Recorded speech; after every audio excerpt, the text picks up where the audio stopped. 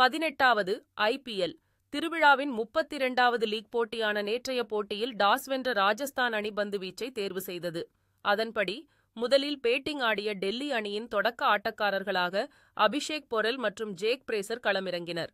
இதில் jack பிரேசர் out ஆகியதற்கு பிறகு கருண் நாயர் களமிறங்கி அவரும் அவுட் ஆனார்.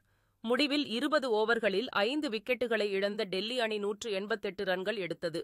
இந்த போட்டியில் ராஜஸ்தான் தரப்பில் அதிகபட்சமாக ஆர்ச்சர் 2 விக்கெட்டுகளை வீழ்த்தினார்.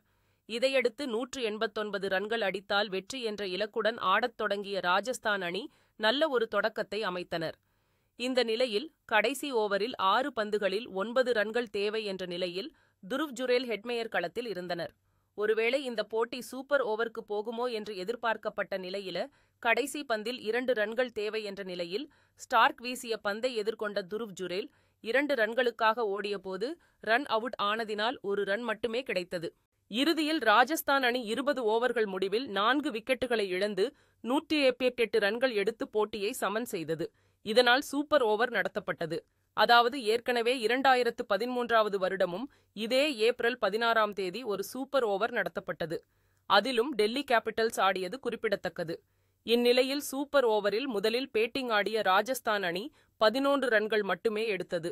12 ரன்கள் எடுத்தால் வெற்றி என்ற இலக்குடன் களமிறங்கிய டெல்லி அணி வெறும் 4 பந்துகளில் 12 ரன்கள் எடுத்து சூப்பர் ஓவரில் ராஜஸ்தான் அணியை வீழ்த்தி த்ரில் வெற்றி பெற்றது. இந்த வெற்றியின் மூலமாக இந்த ஆட்டத்தையும் சேர்த்து IPLலில் இதுவரைக்கும் 5 சூப்பர் ஓவர் போட்டிகளில் விளையாடியுள்ள டெல்லி அணி 4 வெற்றிகளை பெற்றுள்ளது. இதன் மூலமாக IPL வரலாற்றில் சூப்பர் ஓவரில் அதிக வெற்றிகளை பதிவு செய்த அணி என்ற மாபெரும் சாதனையையும் டெல்லி கேபிட்டல்ஸ் படைத்துள்ளது. இந்த போட்டியில் அபாரமா பந்து வீசிய மிட்செல் ஸ்டார்க் ஆட்டநாயகன் விருதை பெற்றார். அடுத்ததாக இன்றைக்கான போட்டி, அதாவது 26வது நாளான இன்றைக்கு நடக்கக்கூடிய 33வது லீக் போட்டியில் மும்பை இந்தியன்ஸ் சன்ரைசர்ஸ் ஹைதராபாத் அணியை சந்திக்கிறது. இந்த போட்டி மும்பையில் உள்ள வான்கடே மைதானத்தில் இன்றைக்கு இரவு 7:30 மணிக்கு நடக்கிறது. அதாவது 5 முறை சாம்பியனான மும்பை அணி இதுவரைக்கும் 6 ஆட்டங்களில் ஆடி 2 வெற்றி மற்றும் 4 தோல்வி பெற்று புள்ளி பட்டியலில் 7வது இடத்தில் உள்ளது.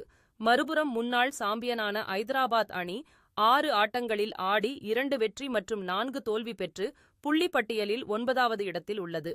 எனவே இரு அணிகளுமே வெற்றி பயணத்தை தொடர முயற்சிக்கும் என்பதால் இந்த ஆட்டம் அதிக எதிர்பார்ப்பை ஏற்படுத்தியிருக்கிறது.